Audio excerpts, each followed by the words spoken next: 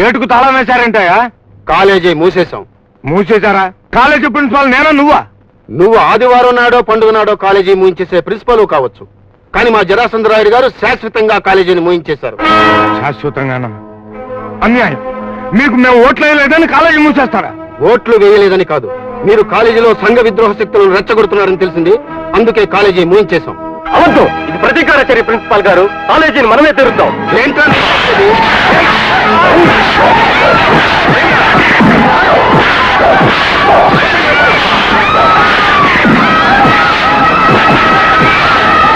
College మూసేయడానికి వాడేవాడు? వాడేమైనా డబ్బు ఖర్చు పెట్టాడా? ఇటుకలు మోసాడా? శ్రమదానం చేశాడా? ఏ హక్కుతో వాడు మూసేశాడు? ఆ ప్రశ్న అడిగినందుకేనమ్మా. గోండాలతో రౌడీలతో దౌర్జన్యం చేశాడు. Very good. మనం అనుకున్నట్టే అందరూ తాళాలు బద్దలు కొట్టుకుని వెళ్లే ఉద్రేకంలో ఉన్నారన్నమాట. ఇంకా ఆఖరి అస్త్రాన్ని ప్రయోగించండి. అశోక్, తాళం బద్దలు కొట్టు.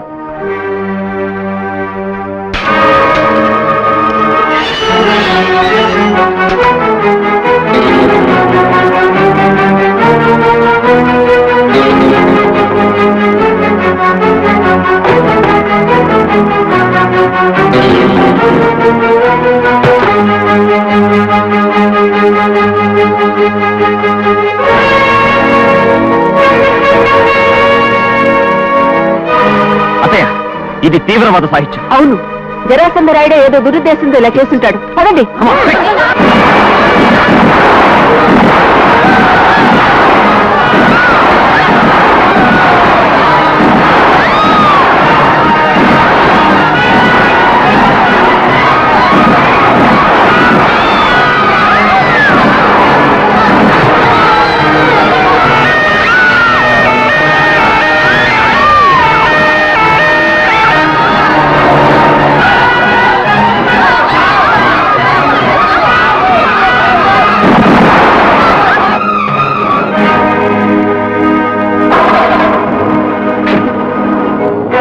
రాజేశ్వరిదేవి గారు, ఈ కాలేజీలో తీవ్రవాద కార్యక్రమాలు నిర్వర్తిస్తున్నందుకు మిమ్మల్ని అరెస్ట్ చేస్తున్నారు. అది లేకుండా మాట్లాడకండి.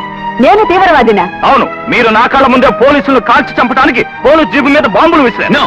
సంఘ విద్రోహ శక్తులు బిల్డింగ్ ను కూల్చడానికి చూస్తుంటే మేము అడ్డుపడుతున్నాం. మీకంటే సంఘ విద్రోహ శక్తులు ఎవరున్నారయ్యా? కనిపించలేదు. చేతుల్లో విప్లవ సాహిత్యం. మిస్టర్ తిలక్, వీళ్ళిద్దరిని అరెస్ట్ అయ్యి. సారీ సార్, నేను దోషులను పట్టుకోవడానికే కాకి బట్టలు వేసుకున్నాను కానీ నిర్దోషులకు సంఖ్యలు వేయడానికి కాదు. నేను నీకంటే సీనియర్ ఆఫీసర్. నువ్వు ఆర్డర్ వేస్తే నేను మద్దతు చేయాలా? నువ్వు ఆర్డర్ వేస్తే నేను అవినీతి చేయాలా? తండ్రిని పోగొట్టుకున్నా, వ్యక్తిత్వాన్ని అవమానించినా తట్టుకున్నాను, కానీ జాతికి పనికొచ్చే ఆ దేవతకు సంఖ్యలు వేస్తే ఊరు కాను. రూల్స్ ను వ్యతిరేకిస్తే నేను సస్పెండ్ చేయాల్సి వస్తుంది. నువ్వు చేసేదేమిటిరా? నేనే రిజైన్ చేస్తున్నాను.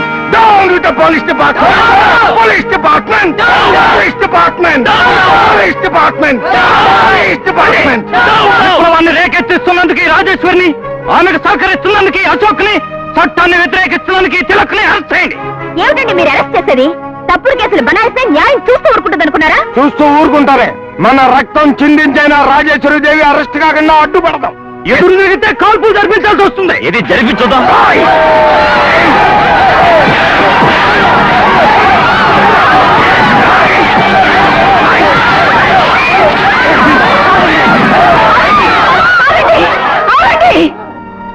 భర్తమాతకు తెల్లవాళ్ళు వేసిన సంఖ్యలనే బద్దలు కొట్టిన జాతి మనది. వీళ్ళు మనకు వేసే సంఖ్యలు ఆగుతాయా? వేసుకోండి. ప్రజాసేవ చేస్తానని ప్రమాణం చేసిన ఈ చేతులను ప్రజాద్రోహం చేశానని బంధించండి. వేయండి సంఖ్యలు.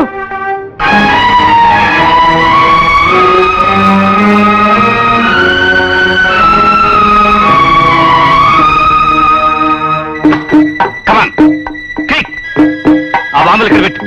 విప్లవ సాహిత్యం ఈ గదిలో పెట్టు. మానైదాలు ఆ గదిలో పెట్టు. త్వరగా. నువ్వు ఫోటోలు తీవయా? కొంచెం ఉండు. ఇప్పుడు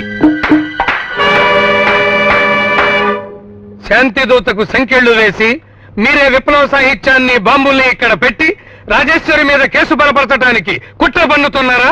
షటప్. బాంబులు పెట్టవలసిన అవసరం మాకేమిటి? ఆ జరాసంధరాయుణ్ణి ఓడించిన రాజేశ్వరిని విప్లవవాది అని నిరూపించటానికి. అంటే పోలీసులకు ఇదే పని అనుకున్నావా? పోలీసు అంటే అర్థం ఏమిటో తెలుసా మీకు? పో అంటే పొలిటికల్ లీడర్లకి, లీజుకు ఇవ్వబడిన వాడు అని. రాజేశ్వరి ఉగ్రవాదని వీడి చేతే సాక్షి ఇప్పిద్దాం. తీసుకుపోదాం స్టేషన్ కి.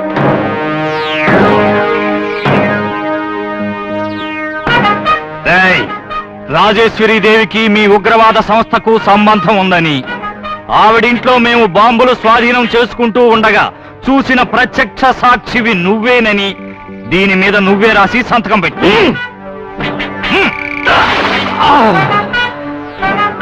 ఏయ్, ధర్మాన్ని కాపాడతానని భారత శిక్షా స్మృతి మీద ప్రమాణం చేసి నువ్వు జాతి ద్రోహం చేసిన నేను నీతి తప్పనురా. మరి అంత ప్రజాభిమానం ఉన్నవాళ్ళు ఎలక్షన్ లో ఎలా ఓడిపోయారండి? ధర్మరాజంతటి వాడినే మోసం చేసి జూదంలో ఓడించారు. నేనెంత? నాతో పోటీకి నిలబడ్డ రాజేశ్వరి ఒక తీవ్రవాది. గూండాలని పోషిస్తూ అధికారులను బెదిరిస్తూ అంతులేని దుర్మార్గాలు చేస్తోంది. కావాలంటే చూడండి చూడండి.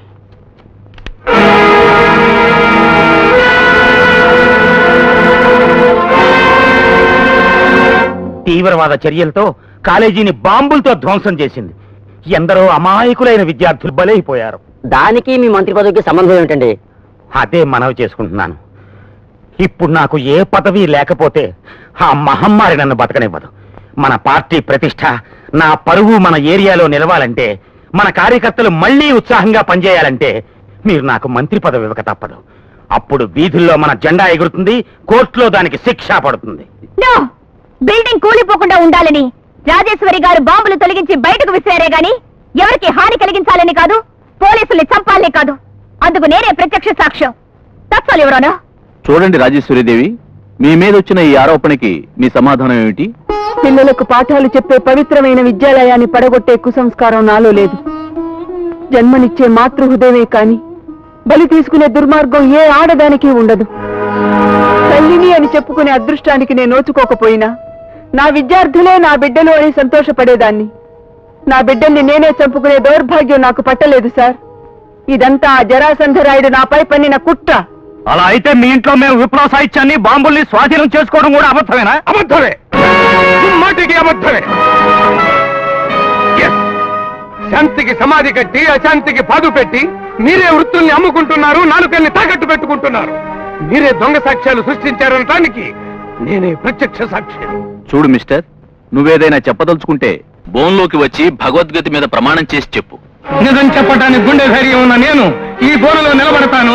అందరికీ పవిత్రమైన భగవద్గీత మీద, అన్ని మతాల భగవంతుల మీద ప్రమాణం చేస్తాను. కంటికి కనిపించే మనుషుల మీద కూడా ప్రమాణం చేసి చెబుతున్నాను. ఈ శక్తిలే రాజేశ్వరీదేవి ఇంట్లో విప్లవ సాహిత్యాన్ని బాంబుల్ని పెట్టి ఫోటోలు తీయించాడు. అన్యాయం అని చెప్పి నా మీద అరాచకం చేయించాడు. అబద్ధం యువరాన, ఇతని మాటలు నమ్మకండి. ఇతను కూడా ఒక తీవ్రవాది. విప్లవ కవిత్వాలు రాసి విద్యార్థులను చెడగొడుతున్నాడని ఇతను ఉద్యోగం నుంచి ఊసి చేశారు. విన్నారా జడ్జి గారు? ఉదయించిన సూర్యుడిని చూపిస్తే కమ్యూనిస్ట్ అన్నారు, ఎర్రబడ్డ ఆకాశాన్ని చూపిస్తే మార్క్సిస్ట్ అన్నారు, చిందించిన రక్తాన్ని చూపిస్తే నక్సలైట్ అన్నారు. ఏమీ మాట్లాడకుండా నిలబడ్డ వాళ్లను గాంధేయవాదులని గూబలు పగలగొడుతున్నారు సార్. ఆకలిని గుర్తు చేస్తే అది విప్లవమా? అభాగ్యుల కన్నీళ్లు తుడుస్తూ మాట్లాడితే అది విప్లవ కవిత్వమా? తమ సమాజం రావాలని ఆక్రోశిస్తే అది తీవ్రవాదమా? ఇదెక్కడ ఆడవిక న్యాయమని గొంతు తరిస్తే ఈ పోలీసులు తీవ్రవాదులమని గిరగడాల్లోకి నెడుతున్నారు, చిత్రహింసలు పెడుతున్నారు. పోలీసుల మీద నిందలు వేసి నీ గతాన్ని కప్పిపుచ్చుకుందామనుకుంటున్నావా? ఇది నిజము అని చెప్పటానికి సాక్ష్యం నా శరీరమే సార్. రాజేశ్వరీదేవి తీవ్రవాది అని వ్రాసమ్మన్నారు. వీలు పడదంటే ఎముకలు విరిగేలా, పేగులు కదిలేలా, రక్తం చిందేలా కొట్టారు. వీళ్ళు కొట్టిన దెబ్బలకు బ్రిటిష్ వాడు కొట్టుంటే ఎంతో గర్వపడి ఉండేవాడిని సార్. కానీ నా సాటి భారతీయుడే పోలీసు వాడి వేషంలో కొట్టినందుకు దేశంలోని శాంతి భద్రతలను తలుచుకుని చిక్కుతో తలుచుకుంటున్నారు సార్. ఇతను మాటలు అబద్ధం. ఇతను రాజేశ్వరీదేవికి నమ్మిన మంటు. తన నాయకురాలను విడిపించుకోవాలనే తపంతో తనే గాయపరుచుకొని బరి తెగించి దొంగ సాక్ష్యం చెప్తున్నాడు. రాయుడికి నువ్వు బానిసవురా. అబద్ధపు సాక్ష్యాలు చెప్పే నీ గొంతును కోసైనా నిర్దాక్షిణ్యంగా మూసేస్తా. నీలాంటి అవినీతి పరులే ఈ వ్యవస్థకు పట్టిన వేరే పురుగులు రా. ఆ ధర్మదేవత సాక్షిగా నిన్ను చంపి ఆ రక్తంతో ఈ వ్యవస్థకు హారతి పెడతావు.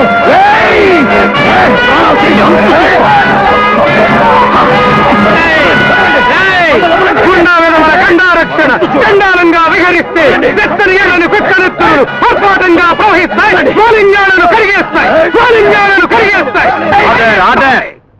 What is agent? అల్లా, నిన్ను దోషిండ్రా. ఒరేయ్, రాజేశ్వరీదేవి నిర్దోషి అని చెప్పగలిగిన సాక్షులు మీరిద్దరే. అందుకే కోర్టు ఆవిడికి శిక్ష విధించే వరకు మీకు ఈ బందీకానా తప్పదు. మన జరాసంధరాయుడు గారు 5 ఏళ్ళు పదవిలో ఉండి ఆ? ఏమిటి సార్ మంత్రినయ్యాక శుభం అంటూ మొట్టమొదటి దండ వేయించుకుంటుంటే ఏమి కంగారు పడకు నా తుమ్ము మంచిదే కనీసం 3 ఏళ్ళు గ్యారంటీగా ఉంటావు పదవిలో. నూతన మంత్రి జరాసంధరాయుడు గారు, నూతన మంత్రి జరాసంధరాయుడు గారు. ప్రిన్సిపల్ గారు, జరాసంధరాయుడు ఎన్నికల్లో ఓడిపోయాడు కదా, మరి మంత్రి ఎలా అయ్యాడు? అది రాజ్యాంగం ఇచ్చిన హక్కు నాయన. ఎన్నికల్లో ఓడిపోయిన డొంక తిరుగుడుగా ఎన్నిక కావచ్చు. అదేమిటి మాస్టారు, ప్రజల ఓటుతో ఓడిపోయిన మనిషి మళ్ళీ ప్రజాప్రతినిధి అయితే అది ప్రజాస్వామ్యం ఎలా అవుతుంది? అది పెద్దలు చేసిన తీర్మానం అమ్మా. అప్పుడప్పుడు ఇలాంటి అవినీతి పరులు పెద్దల్ని ప్రజల్ని మోసం చేసి పదవుల్లోకి వచ్చినా అది శాశ్వతంగా నిలవదు. వీళ్ళ నిజ స్వరూపం ప్రజలు తెలుసుకున్న రోజున మళ్ళీ బజార్న పడక తప్పదు. నూతన మంత్రి జరాసంధరాయుడు గారు, నూతన మంత్రి జరాసంధరాయుడు గారు, మంత్రి జరాసంధరాయుడు గారు, మంత్రి జరాసంధరాయుడు గారు, మంత్రి జరాసంధరాయుడు గారు, మంత్రి జరాసంధరాయుడు గారు, మంత్రి జరాసంధరాయుడు గారు.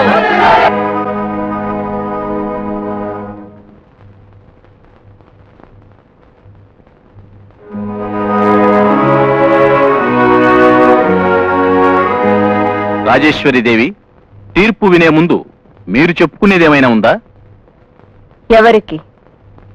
మీకా ప్రజలకా?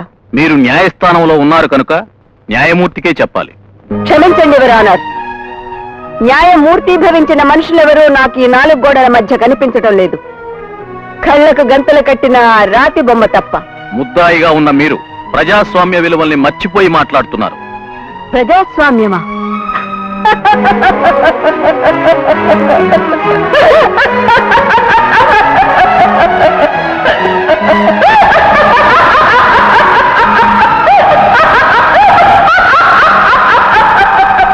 ఎందుకలా నవ్వుతున్నారు? మనిషి చనిపోయాక అతని కుటుంబ సభ్యులందరూ చేరి కొన ఊపిరి ఇంకా మిగిలి ఉందేమోనని ఆశగా చూస్తారు. అలాగే మరణించిన ప్రజాస్వామ్యం ఇంకా బ్రతికున్నట్టు మీరు భ్రమపడుతూ ఉంటే నవ్వొచ్చింది. ప్రజాస్వామ్యం అంటే మీకు బొత్తిగా గౌరవం లేనట్టుంది. 6 లక్షల మంది ప్రజల అభిమానంతో తమ ప్రతినిధిగా గెలిపించుకున్న ఈ రాజేశ్వరీ దేవి బోనులో ముద్దాయిగా మీ ముందు నిలబడితే, డిపాజిట్ కూడా పోగొట్టుకుని ప్రజల చేత చీగొట్టించుకున్న జరాసంధరాయుణ్ణి 80 కోట్ల మంది ప్రజలకు ప్రతినిధిగా గద్దెనెక్కించిన ఈ ప్రజాస్వామ్యం అంటే నాకు గౌరవం ఉండాలా అక్కరలేదా? మీరే చెప్పండి. ప్రజలకు ఓటు హక్కును ఎందుకిచ్చారు?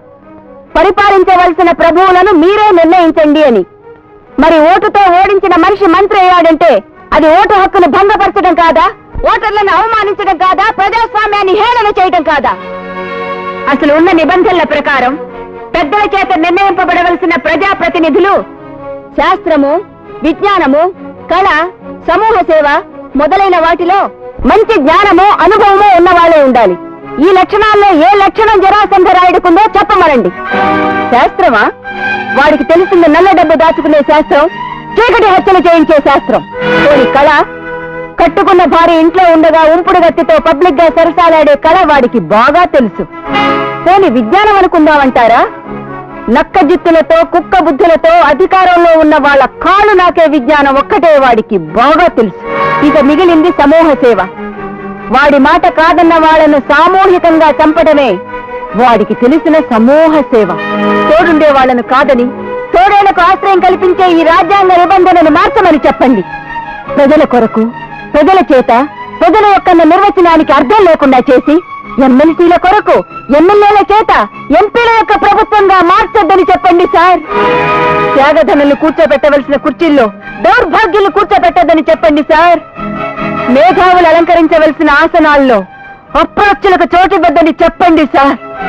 కుహన రాజకీయ నాయకుల టోపీల కింద భూస్వాముల ఉక్కు పిడికెళ్లలో చిక్కుకుపోయిన మన ప్రజాస్వామ్యాన్ని రక్షించమని చెప్పండి సార్. Save our democracy. మన ప్రజాస్వామ్యాన్ని పరిరక్షించండి సార్. మన ప్రజాస్వామ్యాన్ని పరిరక్షించండి. Save our democracy. Save our democracy. Save our democracy.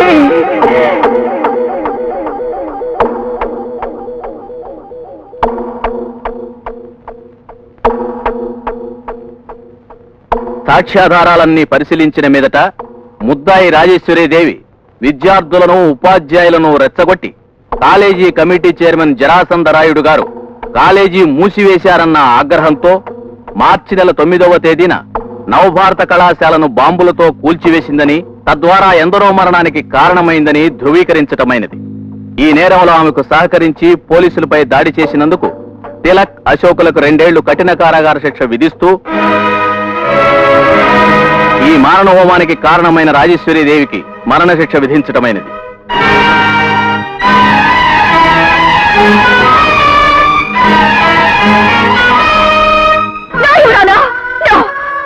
ఒకరోజు ఇదే న్యాయస్థానంలో మాస్టారి హత్య కేసులో రాయుడు నిర్దోషిగా నిరూపించబడి ధైర్యంగా ప్రజల్లోకి వెళ్లిపోయాడు. ఆనాడు ఒక హంతకుణ్ణి స్వేతగా సమాజంలోకి వదిలేశారు. ఈనాడు ఒక అమాయకురాలు దోషిగా నిరూపించబడి ఉరితాడికి బలి కాబోతోంది. ఆమె నిర్దోషిని చెప్పడానికి ప్రత్యక్ష సాక్షుల్లో నేను ఉన్నాను. 100 మంది నేరస్తుల్ని వదిలివేయచ్చు గాని ఒక్క నిర్దోషిని కూడా శిక్షించకూడదంటోంది న్యాయశాస్త్రం. దానికి భిన్నంగా ఇందరు మేధావులు ఆడిన న్యాయశాస్త్ర చదరంగంలో ఒక నిర్దోషి ప్రాణాలు పావులుగా మారే న్యాయ దేవత చేతిలోని ఈ తులాదండం వ్యాపార స్థలంలో తప్పుడుతో కొంచెం అధర్మ కాటాగా మారిన ఈ దారుణాన్ని నేను సహించలేకపోతున్నాను. యువరానా, ఈ న్యాయవాదులు గూండాలకు, హంతకులకు ఆశ్రయం ఇచ్చే షరాబులుగా మారుతున్న ఈ వికృత సంస్కృతిని ఒక న్యాయవాదిగా నేను భరించలేకపోతున్నాను. అందుకే నా వృత్తికి చిహ్నమైన ఈ నల్లకోటిని మీ సమక్షంలో విడిచి వెళ్తున్నాను.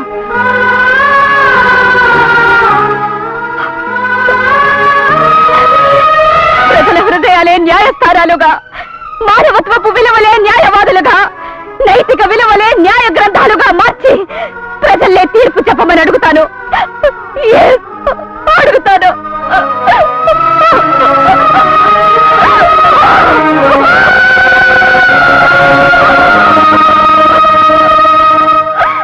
బాబు రాయుడు!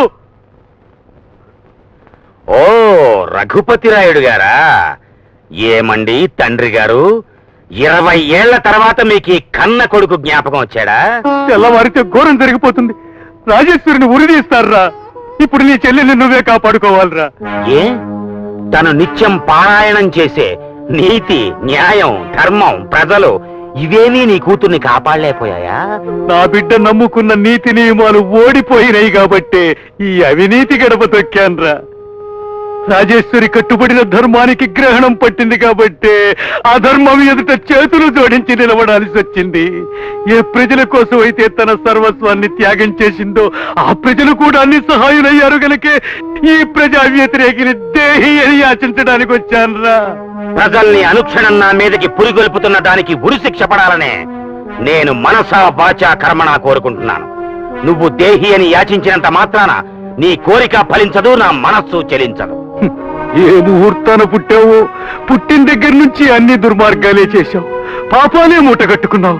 చివరికి ఒక్క పుణ్యమైనా చేసి నీ పాపాలకు ప్రాయశ్చిత్తం చేసుకోరా. రాజేశ్వరిని బ్రతికించరా. వీల్లేదు.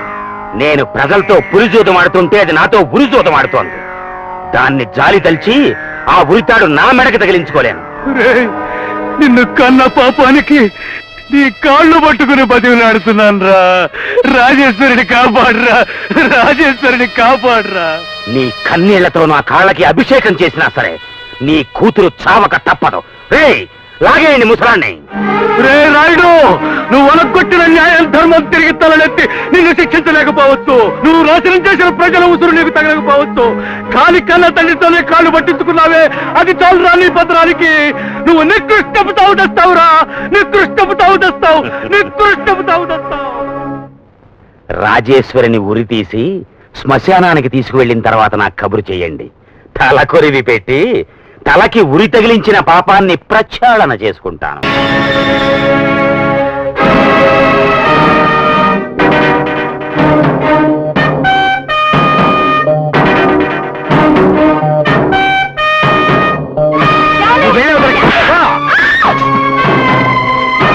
జరాసంధరాయుడు!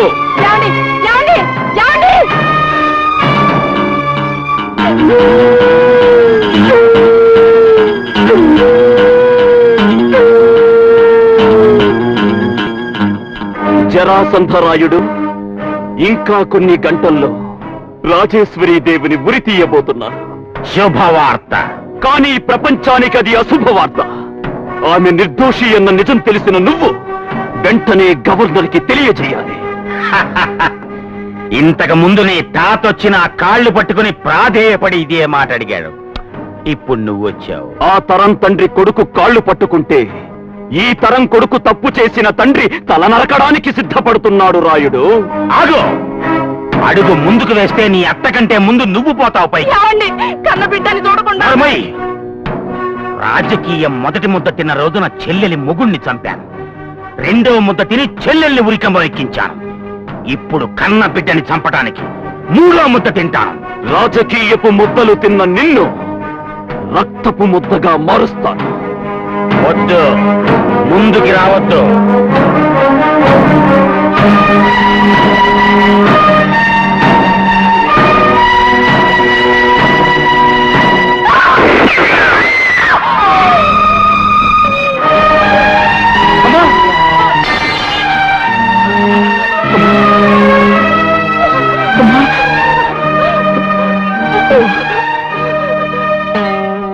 ఇన్నాళ్ళు నా పసుపు కుంకాల కోసం ఇంట్లో అధర్మం జరుగుతున్నా కళ్ళు మూసుకుని ఊరుకున్నాను. కానీ ఈనాడు ధర్మాన్ని కాపాడమని అడుగుతున్నాను. నా ఆయుష్ కూడా పోసి మీ అత్తయ్యని కాపాడుకో, కాపాడుకో.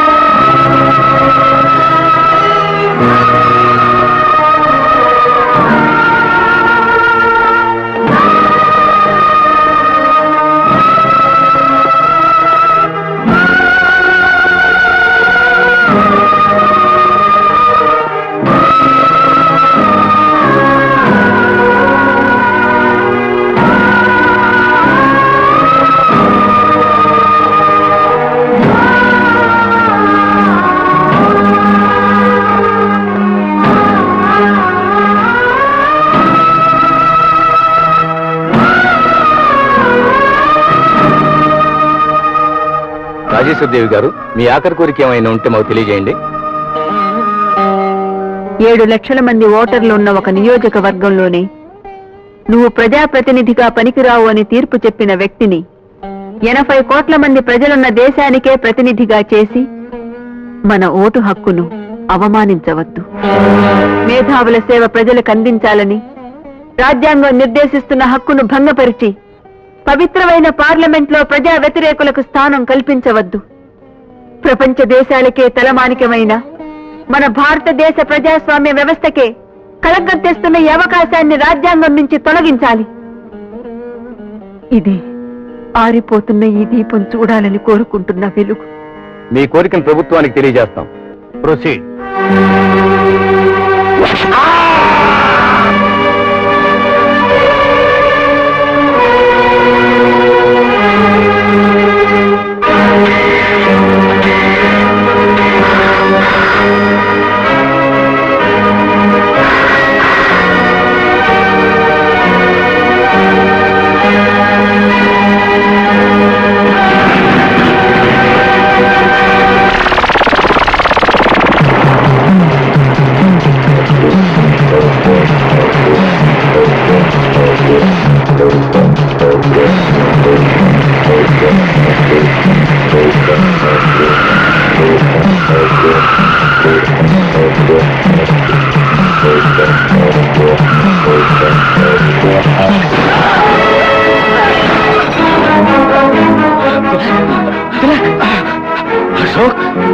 ఏం పర్వాలేదు. ఇదిగో ఇది తీసుకుని వెళ్ళిపో. వెళ్ళు.